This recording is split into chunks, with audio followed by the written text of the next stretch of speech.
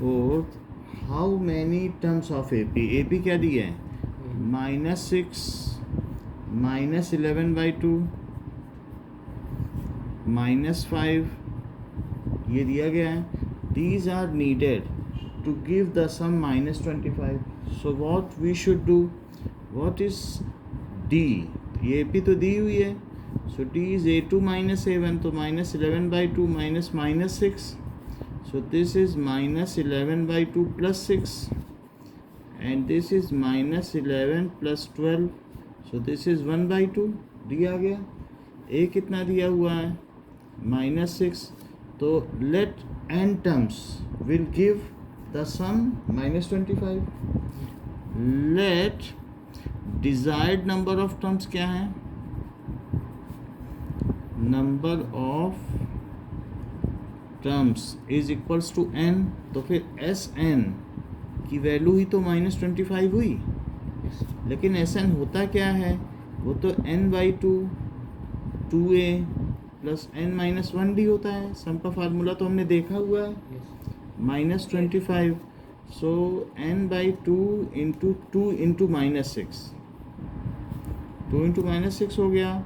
और n-1 into d, तो d तो हाफ हो गया. It is -25. -25 में अगर हम 2 को उधर ले जाएं तो -50 हो गया. और अंदर क्या हो जाएगा? -12 प्लस n-1/2. और 2 को उधर ले जाओ तो -50 हुआ. अब इस 2 का LCM और ले लो, तो अंदर -24 और प्लस n-1 और नीचे 2 आ जाएगा ना. It is equal to -50. So n और यहाँ क्या हो जाएगा? n-25, that is equal to -100. या ये कहा जा सकता है n² - 25n और प्लस 100. ये तो हो चुका था मानसी. Yes, sir. फिर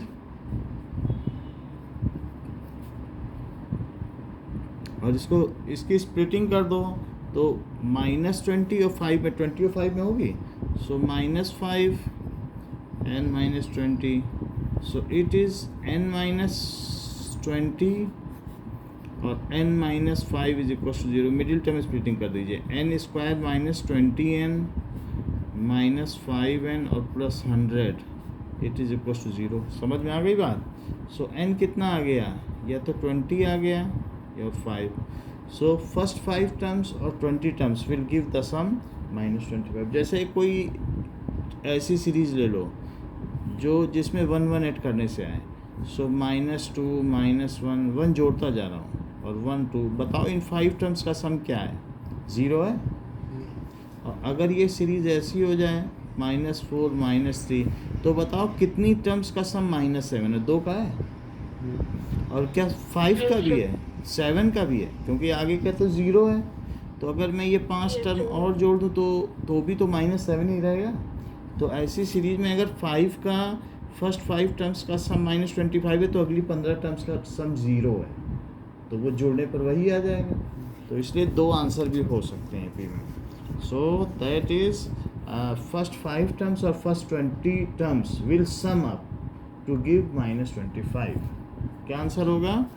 कि फर्स्ट 5 टर्म्स और first 20 terms of EBID AP. EBID का मतलब उपरोक्त. EBID AP will sum up to give -25. बात समझ में आ गई? बताओ. ऐसे Yes, तो sir. ठीक है ना. अगले सवाल को देखो कि 5th क्वेश्चन क्या है. 5th क्वेश्चन कहता है कि in an AP the pth term is 1/q and qth term is 1/p. तो pth टर्म क्या होती है कि AP इज 1/q और साथ में दिया जा रहा है AQ इज 1/p. ठीक है. तो P और ये सब लोअर केस में है. AP का मतलब क्या होता है? A plus p minus one D हुआ ना, इज वन बाई क्यू। और इसका मतलब क्या हुआ, a plus Q minus one D it is one by P. अगर इन दोनों को ऐड कर दिया जाए, सो q माइनस वन डी, मैं वहाँ की चीज़ यहाँ लिख रहा हूँ, ये तो किया जा सकता है। और इससे a और d की वैल्यू निकालो। तो ये फर्स्ट इक्वेशन हुई, ये सेकंड इक्वेशन हुई। सेकंड को इसके नीचे लिख दी, यही यहाँ लिख दी। और सेकंड इक्वेशन जब यहाँ लिख दी, सो नाउ इन दोनों को सब्ट्रैक्ट करो। सब्ट्रैक्ट करने पर ये कैंसिल हो गया। और फिर क्या हो जाएगा, d यदि कॉमन ले लिया जाए तो p minus one minus Q minus one, क्योंकि p d कॉमन ले लिया ना, और ये निगेटिव के साइन के साथ आ गया। और उधर क्या आ गया बताओ, one by Q minus one by P है ना। अब यहाँ पर वन वन कट गया और अंदर क्या बचा, D P minus Q it is equal to that is P Q. और यहाँ क्या हो जाएगा, p माइनस क्यू। ठीक है, ये हो गया। तो दोनों तरफ p माइनस क्यू है, तो ये तो कट गया। तो d की वैल्यू क्या आ गई, वन बाई पी क्यू। ठीक है, वन बाई पी क्यू आ गई है। तो अब हम a की वैल्यू निकालें। और let us solve for a किसी भी एक टर्म को निकाल लो, ऊपर वाली ले लो, q minus one D it is equal to one by P. So a plus ये वन बाई पी है। अब इसको अंदर मल्टीप्लाई करो तो q से q कटेगा और वन बाई पी आएगा और वन बाई पी क्यू आएगा। देखो q से q कटा जब मल्टीप्लाई करोगे, और ये वन बाई पी, तो क्या वन बाई पी कट जाएगा और a की वैल्यू कितनी आ जाएगी, वन बाई पी क्यू। तो d की जो वैल्यू आई वही a की भी वैल्यू आ गई। और सवाल में क्या पूछता है कि the sum of first P Q terms दिखाओ कि इतनी है। तो sum of P Q terms का क्या फार्मूला होगा, पी क्यू टर्म्स, मान लो जैसे 2 इंटू 5, 2 टर्म्स और 5 टर्म्स, तो 2 इंटू 5 10 टर्म्स का सम। पी क्यू का मतलब मल्टीप्लाई करके सम। जैसे 2 टर्म का सम ये है और 5 टर्म का सम ये है, तो 10 टर्म्स का सम कितना है, 2 into 5। So sum of P Q terms क्या होगा, तो P Q by two N by two होता है कि नहीं, और 2a plus N minus one that is P Q minus one into D. तो अब डी की भी वैल्यू रखो और a की भी वैल्यू रखो, तो जिससे आंसर आ जाए। सो d की वैल्यू क्या होगी, अब जरा देखो कि p बाई टू, यहाँ से चेक करें कि क्या क्या चीज़ें हैं। सो ये देखो, लेट अस, जो भी किया जा रहा है संडे को टेस्ट होगा इसका आपका। So P Q by two है, so P Q by two 2a, so 2 into a ये है, so 2 into one by P Q. ठीक, और plus P Q minus one और one by P Q, D भी तो यही है, यही है ना डी। देखो डी की वैल्यू डी में रखी, ए की वैल्यू ए में रखी, और ये चीज़ हो गई। So this is P Q by to, और अंदर क्या आया, क्या 2 बाई पी क्यू, और पी क्यू से पी क्यू में मल्टीप्लाई करो तो क्या 1, और ये 1 बाई पी क्यू। यही बात आ गई कि नहीं। अच्छा, 2 बाई पी क्यू में से 1 बाई पी क्यू गया तो कितना बचा, 1 बाई क्यू। हाँ, तो इस तरीके से 1 बाई पी क्यू आया और प्लस 1। अब पी क्यू बाई टू का पूरे में मल्टीप्लाई करो। ठीक है, तो वैसे तो 2 वो बाहर ही रखना चाहता, तो 1 बाई टू बाहर ही रखेंगे। वो क्वेश्चन में नहीं कह रहा 1 बाई टू बाहर रख, पी क्यू अंदर ले जाओ। तो पी क्यू को अंदर ले जाओ जरा, तो पी क्यू को अंदर ले जाओ, 1 बाई टू को बाहर रखो, तो क्या यहाँ 1 आ जाएगा और यहाँ 1 बाई पी क्यू आ जाएगा। और क्या यही इसका रिजल्ट है, अभी भी रिजल्ट नहीं आया, अभी भी यहाँ तक आए हम। सो इनके में है P Q plus 1 by two, 1 by P Q नहीं आएगा, पी क्यू आएगा, क्योंकि पी क्यू से 1 में मल्टीप्लाई करोगे तो क्या आएगा, पी क्यू आ जाएगा ना, गलत लिख लेता। सो पी क्यू आ जाएगा, बस यही आंसर है, यही है कि नहीं। Yes sir. चलो आगे देखते हैं। Let us see that next question says if the sum of certain numbers of AP is 116, so this is question number 6. Sixth question कहता है कि sum of certain numbers is 116, तो 25, 22, 19 ऐसी AP का सम दिया गया है. So let number of desired terms, so number of desired terms is n का सम 116 है. जहाँ पर a की वैल्यू 25 और d कितना है साहिल? सही है, d की वैल्यू -3, तो Sn क्या हुआ? n/2 2a plus n-1 d, और इन सब का सम कितना दे रहा है? 116.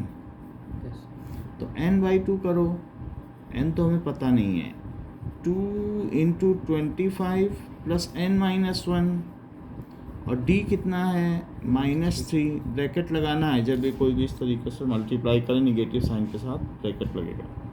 अब देखो 2 को इधर ले लो तो 232, और उधर n और 50 -3n, तो -3 का इसमें करो तो +3, तो ये चीज़ हो गई.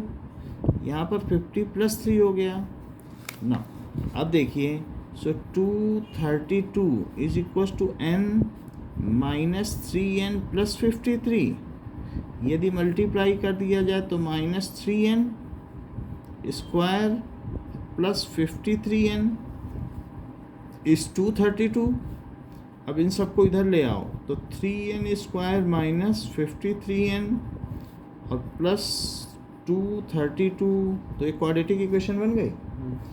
3 का इसमें मल्टीप्लाई कर दो, या कुछ भी करो, इन दोनों का प्रोडक्ट होता है, फिर उसका फैक्टराइजेशन होता है. तो 3 तो इसका फैक्टर है, ये बाकी फैक्टर कर लो, या तो ऐसे कर लो. सो 232 का कुछ फैक्टर बनेगा, 2 से तो कर ही लो. सो 2 से 2 बार भी हो जाएगा. चेक करते हैं, 2 1 जा 2, 2 1 जा, ये तो काफ़ी हो जाएंगे, और 2 से करें तो 53. अब नहीं होगा, तो हमें क्या चाहिए? 2 दूनी 4, हमें 53n चाहिए. 53 का कुछ नहीं बनता है ना, 58 होगा, 53 नहीं होगा, 58, क्योंकि 2 5 या 10, और फिर 2 से करो तो कितना होगा? 29. इतना बन गया. तो आपके पास 29 हो गए, 2 हो गया, 2 हो गया, और 2 हो गया, और 3. इनका ऐसी जुगत लगाने के 53 आ जाए. 6 दूनी 12 दूनी 24. अगर मैं 24 करूं तो 29 × 24 इससे बन जा रहा है, और दोनों निगेटिव ले लो, तो 3n स्क्वायर -29n और -24n और प्लस 3 232. उससे क्या हो जाएगा? 232 दैट इज इक्वल टू 0. तो यहाँ पर कुछ कॉमन तो नहीं आ रहा है, तो 3n - 29, और अगर इन सब में करेंगे तो 8 कॉमन आ जाएगा, और 3n यहाँ बचेगा, और 8 से ज़रा इसे देखो तो माइनस तो आएगा ही, क्योंकि माइनस आपने कॉमन ले लिया है. तो 8 2 जा 16 और 8 9 जा 62 होता है.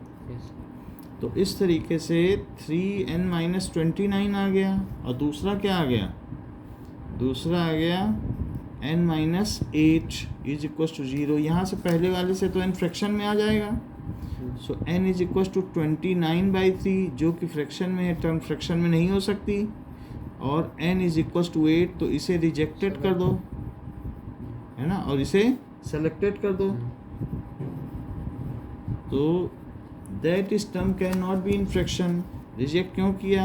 As term can not be in fraction. तो रिजल्ट क्या हुआ कि so first 8 terms will sum up to give 116.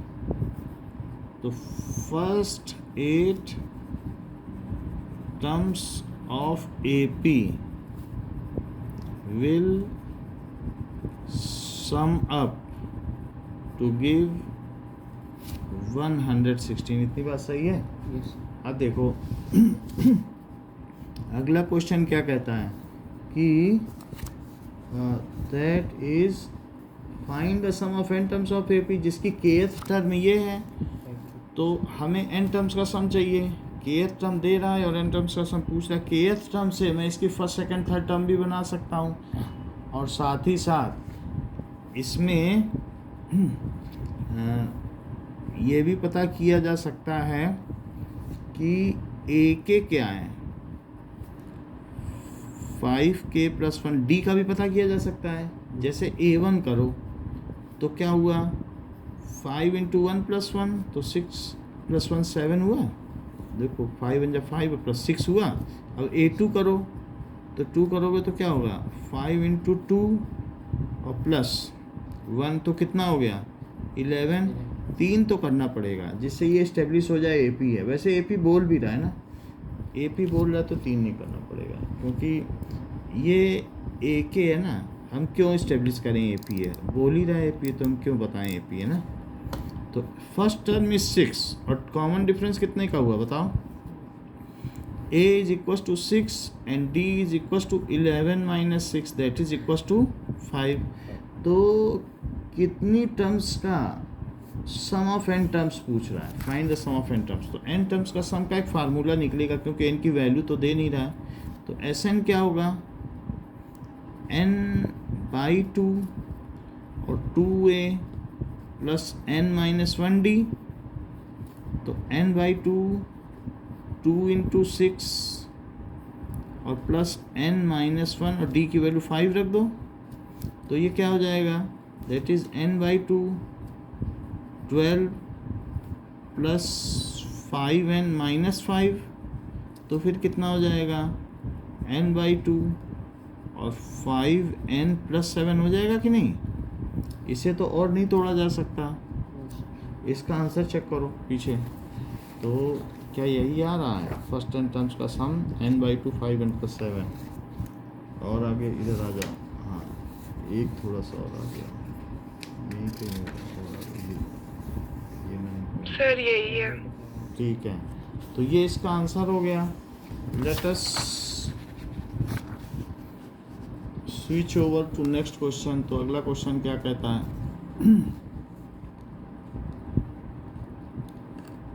देखो अगला क्वेश्चन कह रहा है कि एट्थ क्वेश्चन कह रहा है if the sum of N terms of AP is, sum of N terms है, it is equals to Pn + Q1²। ये इंपॉर्टेंट क्वेश्चन है, कई बार पूछा गया है।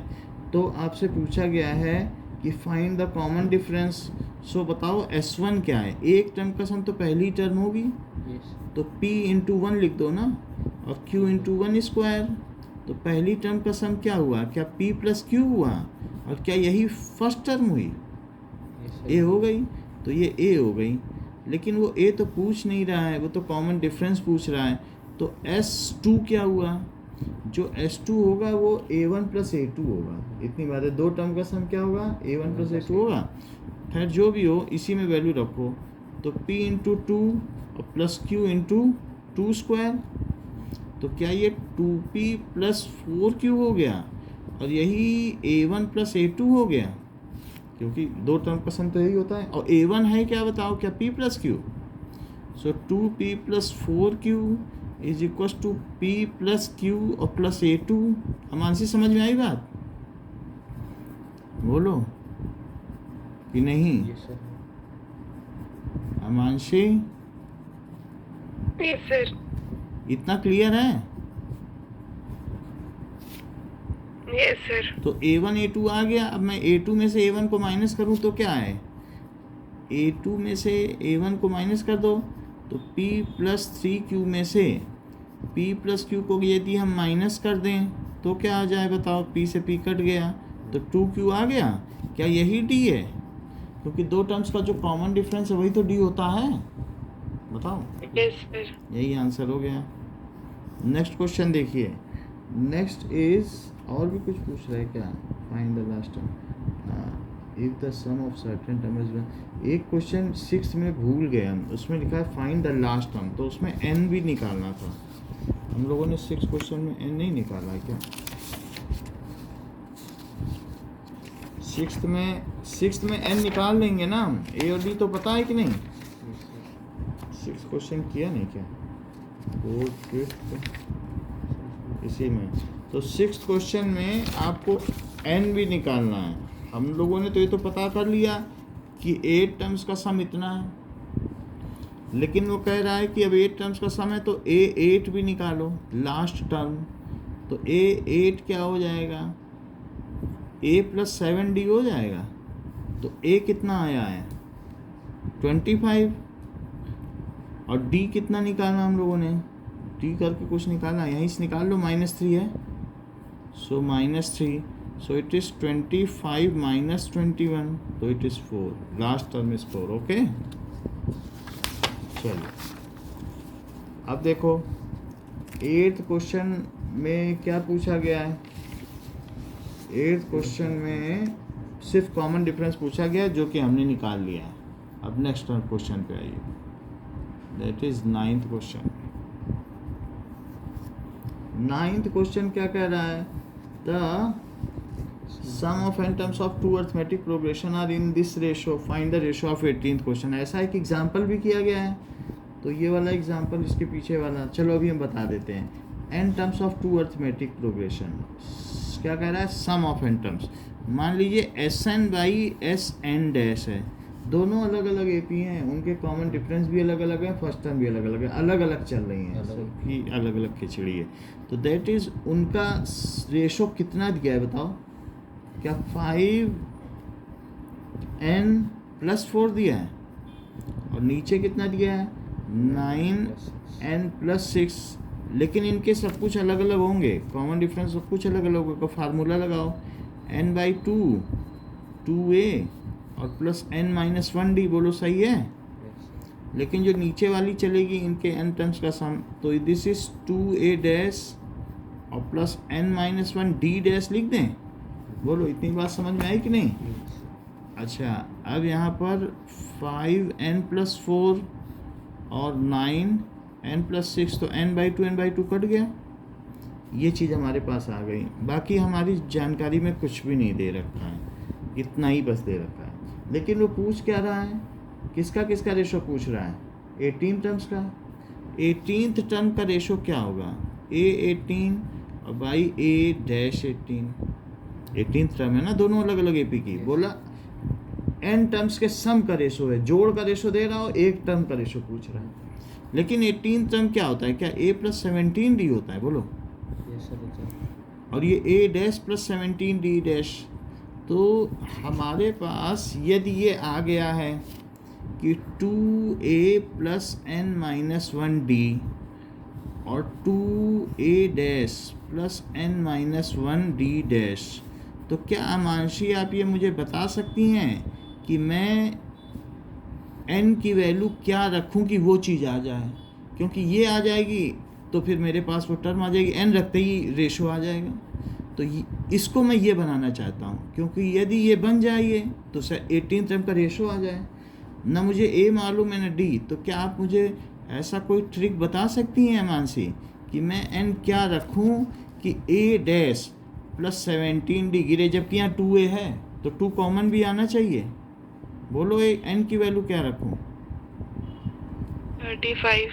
35 मैं आपके कहने से रख देता हूँ। आप यही तो कहना चाहती हो कि दुगने से एक ज़्यादा रख दो। अब मैं रख देता हूँ, जब आप ऐसा कह रही हैं तो, कि दुगने से एक ज़्यादा आप बोल रही हैं, देखें क्या वही आ जाएगा, क्योंकि n तो कुछ भी रखो ये हमेशा सत्य है। 2a' + 35 - 1d, फिर यहाँ भी रख दो क्योंकि n तो पूरे में रखा जा सकता है ना। सो 5 × 35 + 4 और 9 × 35 + 6, तो जैसा कि अमांशी ने कहा कि ये 34d हो गया, और 2a' + 34d, यदि 2 कट जाए कॉमन आके तो क्या यही नहीं आ जाएगा? तो जब भी ऐसी बात पूछे तो दुगने से एक ज़्यादा रख दो, आपका काम बन जाएगा, क्योंकि 2 काटना भी तो है, कटेगा नहीं तो फिर टर्म कैसे आएगी। तो यहाँ पर कितना आ गया, 5 से करो तो 5 5 जा 25 और 5 3 जा 15, 4 जोड़ दो, 9 से करो 9 5 जा 45 और 9 3 जा 27, तो दैट इज़ 31, 4 जोड़ दिया और प्लस 6। तो यहाँ ज़रा देखिए, यदि 2 कॉमन आ जाए और कट जाए तो क्या ये a प्लस 17d होगा साहिल, और क्या ये a डैश प्लस 17d होगा d डैश, ठीक है। तो ये कितना हो गया 179 और ये कितना हो गया बताओ 321। तो क्या यही 18th टर्म है और क्या यही 18 डैश टर्म है, बोलो। तो 179/321 मेरे हिसाब से ये तो 3 से कट रहा है और 3 5 जब 15, लेकिन ये 3 से नहीं कट रहा है, तो यही आंसर होना चाहिए। 1 मिनट देख लो ज़रा तो आगे बढ़ जाएं। तो 9.1 है, वही था, और पहले 9.2 देखो, है कुछ ऐसा, सर यही है। ठीक है। चलो आगे बढ़ो। प्राइम है ये, को प्राइम नंबर है, इसलिए इसमें नहीं आता है। चलो next is, if the sum of p terms of AP is equal to sum of first q terms, then so SP को कह रहा है कि SQ है, ऐसा बोल रहा है। SP is equal to SQ, first p terms का सम, जैसे उसमें नहीं था कि 5 टर्म्स का सम 20 टर्म्स का इक्वल है, आते ही एक क्वेश्चन किया था, ऐसा कह सकता है वो। तो p टर्म्स का सम ऐसा हो सकता है कि घट के बढ़े p या बढ़ के घटे, कुछ हो तो फिर ऐसा हो सकता है, यानी कुछ टर्म्स का सम 0 हो जाए। तो अब ये कह रहा है तो हमें p प्लस क्यों निकालना है। जरा देखो SP को क्या कहोगे, क्या p/2 2a बैग रख सकते हो, ठीक है। सो दैट इज p/2 और 2a और प्लस p-1d, इतनी बात सही है। और उधर क्या लिखोगे 2a प्लस q-1d, यही चीज़ तो कह रहा है। क्या 2 से 2 कटा, and this is according to question. सो अब यहाँ पर देखो हमारे पास क्या आ जाएगा, p2a अंदर ले जाओ, और फिर क्या ये p और p-1d आ जाएगा। देखो p से इसमें मल्टीप्लाई किया, इसमें वहाँ पे भी करो, q2a और प्लस q-1d। यदि मैं सबको इधर ले आऊँ और 2a को कॉमन भी ले लूँ, जैसे 2ap है और माइनस 2aq, बोलो लाएगा कि नहीं।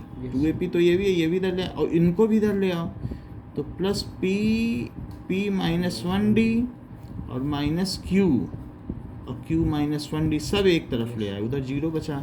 अब मैं यदि 2a कॉमन ले लूँ तो अंदर क्या बचेगा p-q, और यहाँ d कॉमन ले लूँ तो अंदर क्या बचेगा p² - p। देखो d कॉमन लिया, p² - p लिखा, और यहाँ भी d कॉमन आ गया, तो क्या बचा -q² और प्लस q आएगा, चेक कर लो। देखो माइनस माइनस प्लस हो गया है, ऐसा हो गया, और उधर 0। यहाँ तक ठीक है, बताओ। अब ये 2a p-q और प्लस d, और अंदर क्या इसे मैं p² - q² लिख दूँ, और यदि मैं माइनस कॉमन ले लूँ तो क्या इसे p-q लिख दूँ, बोलो। चेक कर लो, इन दोनों को साथ ले लिया और इन दोनों को साथ ले लिया, बोलो ऐसा किया जा सकता है ना। और माइनस नहीं कॉमन ले लिया, तो that can be done as, अब इसे क्या किया जा सकता है, मैं पूरे में से p-q कॉमन लेना चाहता हूँ, तो उसके लिए मैं क्या करूँ, कुछ और भी चीज़ें कॉमन लेनी पड़ेंगी, जैसे 2a p-q d, क्या मैं इसे p-q और p+q लिख सकता हूँ आइडेंटिटी से, और minus p-q it is equal to 0, और इस पूरे ब्रैकेट में से p-q बाहर आ जाएगा क्या, और फिर सब में से भी आ जाएगा भाई, जब इसमें से आया और इसमें भी है तो क्या पूरे में से नहीं आ जाएगा। तो मैं p-q क्यों ना सबसे बाहर निकाल लूँ। ऐसा करने से अंदर 2a और प्लस यहाँ क्या बचा, क्या p+q और -1 बचा, और d भी बचा, और कुछ तो नहीं बचा, क्योंकि p-q सबसे बाहर आ गया। And that is equal to 0। जब दो अलग अलग टर्म की बात कही गई, ये तो नहीं कहेगा कि 10th टर्म का सम 10th टर्म के इक्वल, इट इज़ मीनिंगलेस। वो ये तो नहीं कह सकता ना, तो P और Q तो डिफरेंट है। So as P and Q are different, और दो टर्म्स का प्रोडक्ट अगर जीरो है तो या तो पहली वाली जीरो होनी चाहिए, दूसरी पहली जीरो हो नहीं सकती क्योंकि डिफरेंट है। तो जब पहली जीरो नहीं हो सकती तो अवश्य दूसरी जीरो होगी। So P minus Q can not be equal to 0, this implies, तो फिर किसे ज़ीरो होना चाहिए? 2A plus P plus Q minus 1 into D, तो इसे अवश्य जीरो होना चाहिए। जब पहली जीरो नहीं तो दूसरे को होना चाहिए। लेकिन हमसे तो ये पूछा गया है कि P प्लस Q टर्म्स का सम बताओ। क्वेश्चन में देखो क्या पूछा गया है, क्या P प्लस Q टर्म्स का सम पूछा गया है? उसका हम फार्मूला लगा दें, तो that is P plus Q by 2 होगा क्या, और क्या होगा? P प्लस Q टर्म्स का sum P plus Q by 2 होगा, और साथ ही साथ this will be equal to, now आप देखिए, तो P प्लस Q टर्म्स का सम क्या क्या हो जाएगा? अंदर 2A और प्लस जो भी टर्म्स पूछी जाती है n-1 होता है, तो क्या इसे P प्लस Q माइनस 1 लिख दें, n-1 इंटू D, ये हुआ सम। लेकिन हमें ऊपर से तो पता है कि ये पूरी चीज़ ज़ीरो है, तो क्यों ना इसको ज़ीरो रख दें। जब ज़ीरो है तो ज़ीरो रखो, अंदर वाली चीज़ यही तो है। बाहर P प्लस Q बाई 2 बना रहने दो, लेकिन अंदर तो ज़ीरो रख सकते हो। समीकरण 1 से, फ्रॉम इक्वेशन 1, उसे मैंने ज़ीरो रख दिया, तो क्या ये पूरा ज़ीरो हो गया? बोलो यही आंसर है। So sum of first P plus Q term is 0। Sum of first P plus Q term is 0।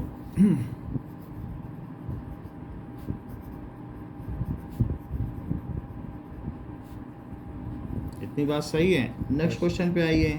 Next question क्या कह रहा है? Sum of first P Q R terms are ABC, तो P Q R टर्म्स का sum बता रहा है ABC है, ज़रा देखें। सो SP क्या है? क्या वो A है? सही है। लेकिन SP होता क्या है बताओ? P by 2 2A plus P minus 1D, यही तो A है। SQ क्या है? क्या B है? Q टर्म्स का sum, that is Q by 2 2A plus Q minus 1D, that is equal to B, ये चीज़ है। और तीसरी चीज़ क्या दे रहा है कि अब हमें तीसरी चीज़ दे रहा है SP SQ, लेकिन एक बात ध्यान देने की, जो फाइनल प्रूफ करा रहा है उसमें A बाई P पूछ रहा है, तो क्यों ना मैं A के नीचे P ले आऊँ, तो मेरा काम बन जाएगा। मैं A बाई P की वैल्यू तो रख सकूँगा, A बाई P की। तो A बाई P क्या हो गया? P यहाँ ले आओ, तो what is A by P? That is 1 by 2 2A plus P minus 1D, यही तो हुआ। और क्या वो B बाई P पूछ रहा है, B बाई Q, तो मैं यहाँ क्या करूँ? 2A plus Q minus 1D, ये कर लिया। तो अब SP हो गया, SQ हो गया, और SR कितना दे रहा है? C। अगर SR C दे रहा है तो फिर इस पर भी फार्मूला लगाओ, R बाई 2 2A और R माइनस 1D, और ये क्या C हो गया, तो फिर C बाई R भी निकालना होगा, और वो क्या आ जाएगा? ठीक है, R माइनस 1D, ये चीज़ आ गई।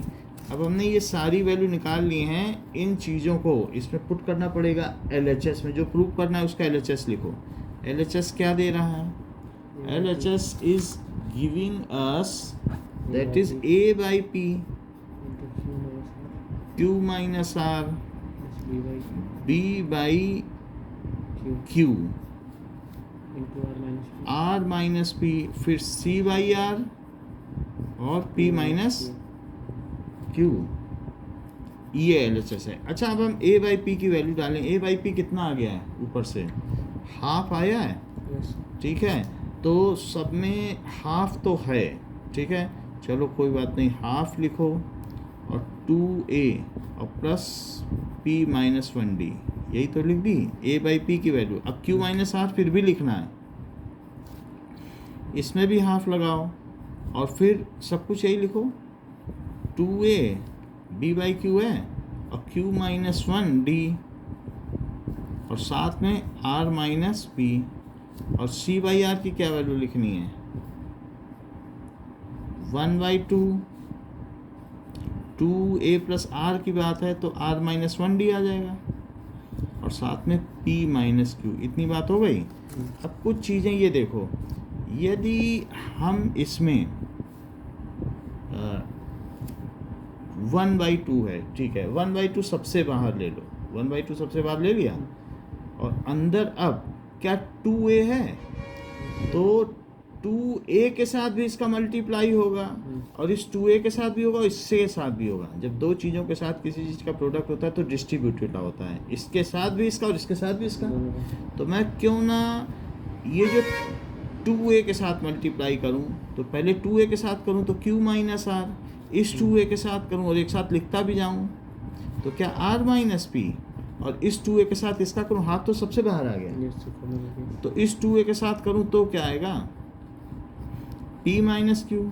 सबके साथ कर लिया। अब इसके साथ भी बारी आई तो इसको आप प्लस लगाओ और p माइनस 1d के साथ इसका करो तो p माइनस 1d, ठीक है, और उसके साथ किसका कर रहे हो, q माइनस आर का, क्या q माइनस आर का करो, d अभी लिख देंगे तो d आप लिखते जाओ, फिर d भी कॉमन ले लेंगे। अब q माइनस 1d, सो q माइनस 1d के साथ करो इसका जरा, r माइनस पी डी आ गया और इसके साथ करो r माइनस 1 और p माइनस क्यू और इसके साथ भी d लिख दो। यहाँ तक ठीक है। अब a में a कॉमन लो, d में d कॉमन लो, लेकिन a में a कॉमन लेने पर हम ये बात देखते हैं कि यदि 2a कॉमन ले लिया जाए तो अंदर सब कुछ कट जाएगा, q minus R plus r minus p और प्लस p माइनस क्यू मैंने कॉमन ले लिया है और d में d कॉमन लो। अच्छा, d जब मैं कॉमन लेता हूँ और अंदर मल्टीप्लाई करता हूँ तो ज़रा देखो तो क्या बचता है, क्या पी क्यू बचेगा, और p से इसमें ज़रा मल्टीप्लाई करो तो माइनस पी आर बचेगा और -1 से करो तो क्या माइनस क्यू बचेगा और प्लस आर बचेगा। इसका d कॉमन ले लिया है, लेकिन अगले वाले में भी से अभी मैंने कॉमन ले लिया, सबका ले लिया कॉमन, तो इसमें सोचो क्या बचेगा, तो क्या क्यू आर और q से इसको करो तो प्लस क्या क्यू पी, प्लस तो नहीं बचेगा, माइनस का क्यू पी ना, तो इसको क्या लिख लें, माइनस क्यू पी, तो that is minus Q P, minus Q P आ जाएगा। अब जरा देखो, तो ये माइनस क्यू पी आ गया। आगे देखो further, Q R minus Q P minus R और प्लस पी हुआ कि नहीं, minus R plus P.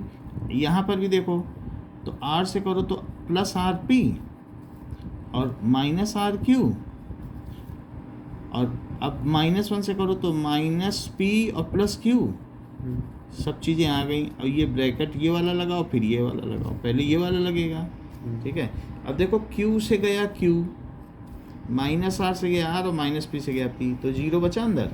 P Q के लिए माइनस पी क्यू है कहीं क्या, हाँ है।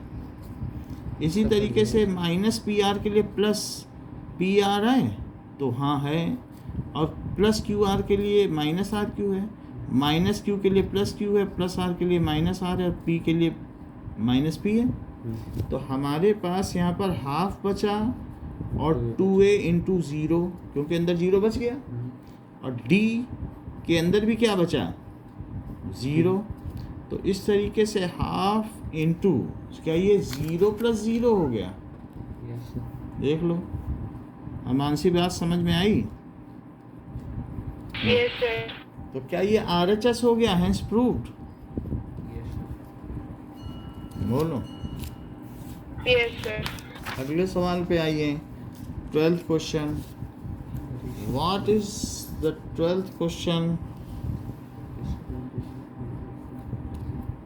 12th question says that the ratio of sum of mth and nth terms is equal to sum of mth terms। क्या sum of mth terms को sm बोलोगी और sn बोलोगी, क्या इनका ratio M square by N square है? देख लो question में यही कह रहा है, Yes, sir. M square plus upon N square है, लेकिन एस एम का फार्मूला क्या होता है? एम बाई टू ए और M minus one into D. एक ही ए पी है तो ए डैश डी डैश नहीं लगाएंगे, एक ही ए पी में एम और एन टर्म्स का सम है, जैसे 10वीं टर्म और 12वीं टर्म्स का सम रेशो, ऐसा पूछ रहा है। एन माइनस वन डी, ठीक है, इतनी बात समझ में आ गई। और that is equals to M square by N square, 2 से 2 कटा और एक एम से क्या एक एम कटा और एक एन से एक एन कटा, तो 2a plus m minus one d और upon 2a plus N minus one d, ये कितना आ गया? m बाई n हो गया। और आपसे क्या पूछा जा रहा है कि show that the ratio of mth and nth term, तो mth टर्म का रेशो पूछा। अभी तो ये mth टर्म नहीं है, लेकिन अगर हमें mth टर्म चाहिए तो मैं इसमें क्या रख दूं? m को किससे रिप्लेस कर दूं बताओ? जैसे आपको 18th टर्म चाहिए थी तो आप क्या करती थी कि कुछ ना कुछ करती थी कि नहीं? तो वही हमें ऐसा चाहिए कि हमारे पास क्या आ जाए, क्या देखो अगर 18 का करना होता था तो 18 का डबल करके -1 कर दो, तब भी 35 आएगा। पिछला सवाल याद है? बोलो। Yes, sir. मतलब 18 टर्म्स आपने 35 तो बोला था, इतना तो याद है कि नहीं? तो आप या तो उसमें Yes, से sir. एक कम करके डबल करो फिर एक जोड़ो, या उसी को डबल करके एक माइनस कर दो, बात एक ही है कि नहीं? 18 टू जा 36 होता है, और वही अगर जो टर्म चाहिए उसी का डबल करके एक माइनस करो तो भी वही बात आएगी। बताओ मानसी। Yes, sir. तो मैं क्या कर दूं इसको? m should be replaced by, ये वैसे ये m माइनस वन है तो m माइनस वन, m यहाँ 18 है, m ही तो 18 है। जैसे 18 माइनस 1 17 था कि नहीं पिछली बारी में? बोलो। Yes, sir. सो m, और नहीं तो हिट एंड ट्रायल मेथड, एक बार गलत करोगे अगली बार खुद ही सही कर दोगे। सवाल तो हाथ ही में है, जब तक 2m माइनस, जब तक हमारे पास क्या ना आ जाए। बताओ कितनी टर्म्स का सम पूछ रहा है? 2m ये mth एंड nth टर्म पूछ रहा है, तो हमें mth टर्म चाहिए तो क्या करें? m should be replaced by 2m minus one. ऐसा करने से 2m माइनस वन और एक माइनस वन, तो क्या 2m माइनस टू होकर 2 आके निकल जाएगा? 2 हमें काटना है, मेरा उद्देश्य सिर्फ है कि 2 कट जाए और अंदर माइनस रहे। बोलो है बात कि नहीं? तो 18 के दुगने से एक कम किया तब भी 35 ही आता है। And n should be replace, should वैसे लगना नहीं चाहिए, रिप्लेस एन लिखना चाहिए क्योंकि यहाँ कमांड होता है। Should be replaced by, math में शुड वर्ड नहीं होता है, बाई 2n माइनस वन। तो यहाँ पे कर दो, हम जो मर्जी वो रखें, हमारे पास फार्मूला है, हम जिससे रिप्लेस करें बस उसी से सब जगह रिप्लेस कर दें, बात तो बन जाएगी ना।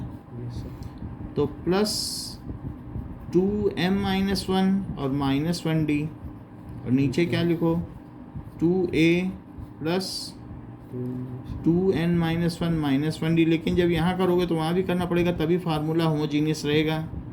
सो 2m माइनस वन, और यहाँ क्या लिख दें? 2n minus one. ऐसा करने से यहाँ पर 2a और प्लस 2m माइनस 2d आया, और यहाँ पर 2a plus 2n minus 2d आया। देखा जाए तो 2 कॉमन आके कट रहा है कि नहीं कट रहा है? 2 कॉमन कर लो, कट दो तो क्या बचेगा? क्या m माइनस 1d नहीं बचेगा? और यहाँ क्या बचेगा? That is n minus 1d, और it is 2m minus 1 upon 2n minus 1 बचा। अब क्या यही mth टर्म नहीं है, और क्या यही nth टर्म नहीं है? तो जो हम चाहते थे क्या वही डिजायर्ड रेशो आ चुका है? यही है, और हैंस प्रूव हो गया है। यही तो हमें शो करना है कि mth और nth टर्म का रेशो ये है। नाउ 13th क्वेश्चन में क्या कह रहा है कि if the sum of n terms of AP is this और mth टर्म इज 164, तो Sn की वैल्यू दे रहा है। It is equals to 3n square और प्लस 5n और साथ ही साथ am भी दे रहा है 164। am का मतलब है a plus m minus 1 d is 164। पहले a और d निकाल लें फिर इसमें डाल लें, हमें mth टर्म पता चल जाएगी वो m क्या है। चलो s1 क्या होता है, वही फर्स्ट टर्म होती है, तो 3 इंटू 1 स्क्वायर प्लस 5 इंटू 1, तो ये कितना हो जाएगा, क्या 8, और क्या यही a है, तो s2 क्या होता है, तो 3 इंटू 2 स्क्वायर प्लस 5 इंटू 2, सो 3 4 जा 12 और 10, ठीक है, तो ये कितना हो जाएगा 22 हो जाएगा, that is a1 plus a2, that is 22 is equal to 8 plus a2, तो 8 माइनस करो a2, तो ये कितना हो जाएगा 14 इज इक्वल टू a2, और a2 आ गया। अब a2 माइनस a1 करो तो क्या हो जाएगा,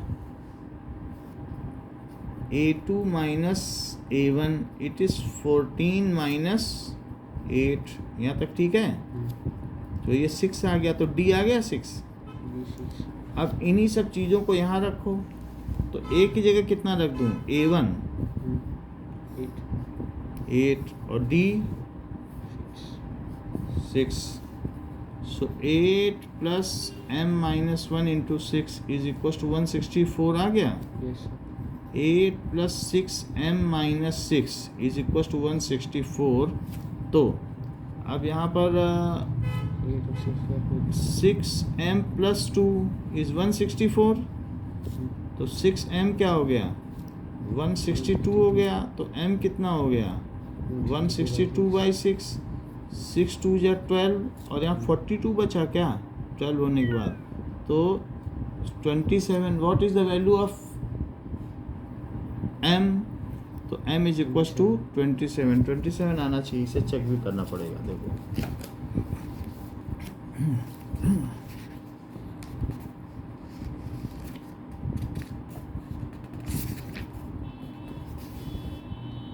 है ऐसा कुछ, ठीक है। 13 क्वेश्चन का आंसर 27 है, सो mth टर्म इज 27, नाउ ये है ना 27, ओके। नेक्स्ट इज, अब आपसे कहा जा रहा है इंसर्ट 5 टर्म्स बिटवीन 8 एंड 26, तो 5 टर्म इंसर्ट करनी है, तो अब उतना फार्मूला हमें याद नहीं रहता वैसे क्या है, चलो कोई बात नहीं, तो a प्लस जो भी है हम खुद ही बना लेते हैं, उसको हर बार बनाएंगे, तो दैट इज़ 14। तो जब आप मीन इंसर्ट करते हो ना, तो 5 टर्म्स के लिए 8 लिखो, a1 लिखो, a2 लिखो, इसके बीच में डालना जिससे कि वो टर्म्स भी AP में हो, a4 a5 और क्या है दैट इज़ 26, तो ये कितनी टर्म्स हो गई, बीच की 5 हो गई और टोटल कितनी हो गई 7 हो गई, तो 7 टर्म्स हो गई, तो हम ये कह सकते हैं कि 7th टर्म तो ये हो गई 26, ठीक है।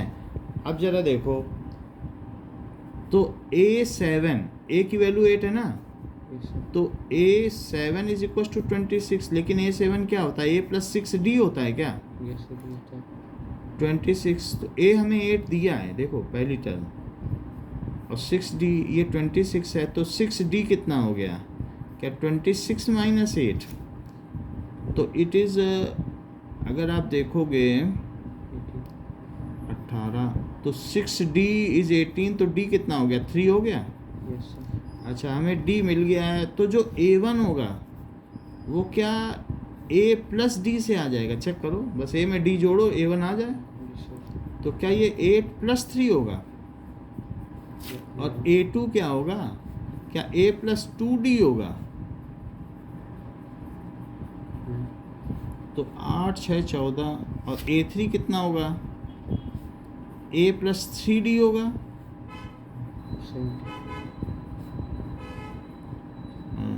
3 3 9 17, और a4 क्या होगा, a प्लस 4d होगा, तो 8 प्लस 4 इंटू 3 दैट इज 12 और ये 20 और A5 it is equals to A plus 5t, so that is 8 plus 5 into 3 15 और 8 23 हो गया, ठीक है। सो ये चीज़ हो गई, दिस इज 23। तो ये हमारी 5 मीन्स हो गई जो हमें इंसर्ट करनी थी, ठीक है। 15th क्वेश्चन देखिए।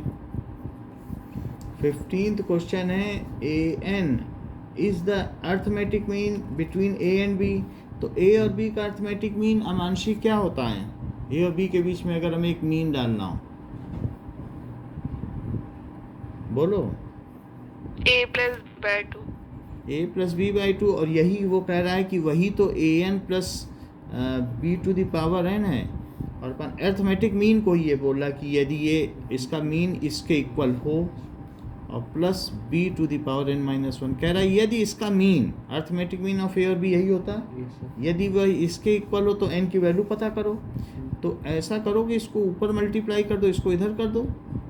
तो इसको आप मल्टीप्लाई कैसे करेंगे? यहाँ ऊपर ले जाओ, A प्लस बी और A to the power N minus 1 plus B to the power N minus 1 that is equal to 2A to the power N plus B to the power N, ठीक है। अब देखो A से multiply करो तो क्या आएगा? क्या AN आ जाएगा? और A से इसमें करो, so A B to the power N minus 1। अब B से करो इसमें, so B A to the power N minus 1। B से इसमें करो तो क्या B to the power N इस 2A to the power N और plus 2B to the power N आ जाएगा। अब जरा देखिए कि इस A to the power N और B to the power N को उधर ले जाओ तो क्या आ जाएगा? AB to the power N minus 1 plus B A to the power N minus 1 और उधर ले जाओ 2A to the power N minus A to the power N plus 2B to the power minus B to the power N, ये दोनों उधर ले गए तो क्या बच गया? A B to the power N minus 1 plus B A to the power N minus 1, और वहाँ जाने पे A to the power N plus B to the power N आया। वजन वाली है जैसे B to the power N और ये वाली एक साथ रखो, और जो A टू द पावर 1 वाली है उसके साथ रखो।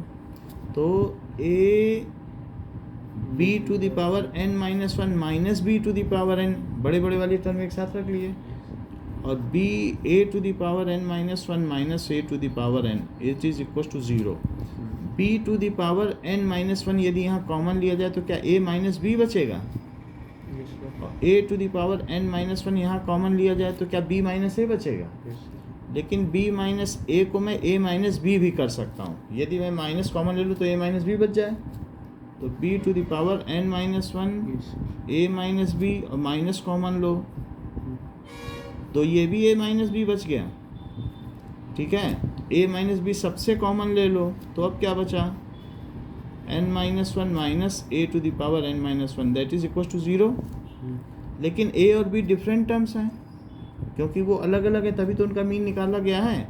तो दो चीज़ों का प्रोडक्ट 0 है, तो पहला वाला तो 0 नहीं है, but A and B are different, so A minus B can not be equal to 0, और फिर ये 0 हुआ। A to the power N minus 1 is equal to 0, तो B to the power N minus 1 is equal to A to the power N minus 1, ये उधर चला गया। अब इन दोनों को नीचे रखो तो इस तो वहाँ 1 आ जाएगा।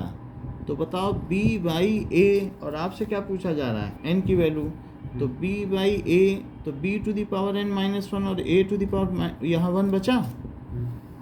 अच्छा B बाई A करो और N माइनस 1 करो तो वहाँ क्या बचा? 1 है। तो 1 की पावर भी हम कुछ भी लगाएं, मेरी मर्जी, तो that is B by A is 1, यही है कि नहीं? ओके, सो